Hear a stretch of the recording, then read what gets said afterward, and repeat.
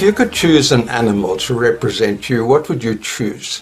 I think I might choose a springbok, sleek and free and leaping across the African plain. Or perhaps a Labrador, always in a good mood and everybody loves him. Wouldn't that be nice? Hold that thought. Verse 1 says, Jesus told the Pharisees. There are the Johnny Pharisees. Again, I'm getting a bit tired of them.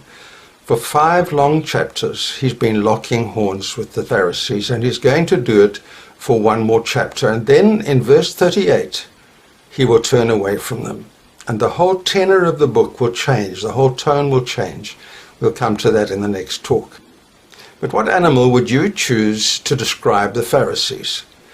I think I would choose the wild dog. Very beautiful on the exterior, but when they get hunting, cruel and lethal, they take turns to hunt down their prey, and then they all fall on him, all teeth and blood. Jesus chose to call the Pharisees wolves because they behave in exactly the same way. That's pretty brutal. But Jesus was brutal with the Pharisees, perhaps never more so than when he said, "You're of your father, the devil." I've never said that to anybody. But to change the image a little, I think of the Pharisees as a rusty iron bar. But here's the thing.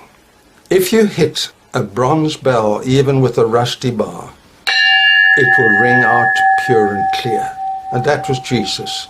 From these ugly interchanges with the Pharisees, he rings out clear like a bell. Look at verse 11. I am the good shepherd. Now hold on. If he's the good shepherd, what am I? Certainly not the springbok or the Labrador.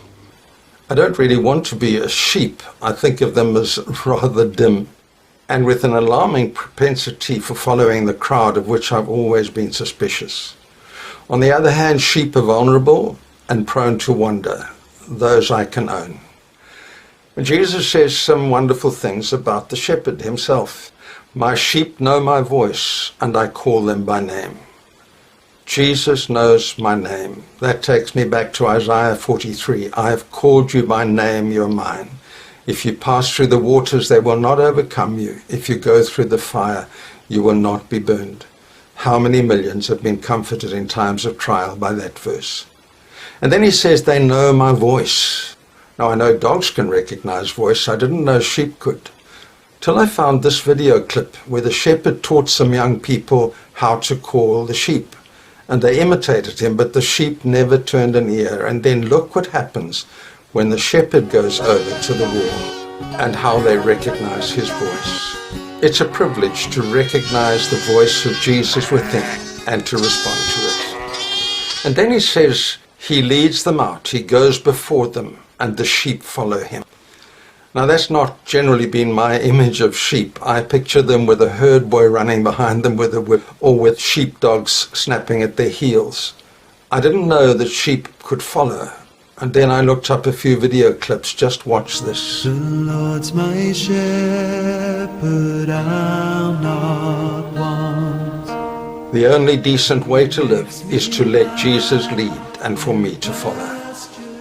And so Jesus is the good shepherd. And then he also says, I am the gate for the sheep.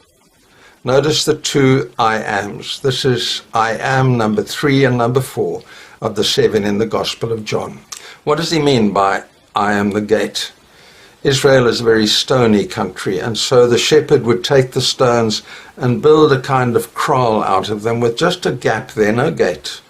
And when the sheep were inside, the shepherd would lie down in the gate. And what he is saying is, if the wolves want to get to you, they're going to have to get past me first.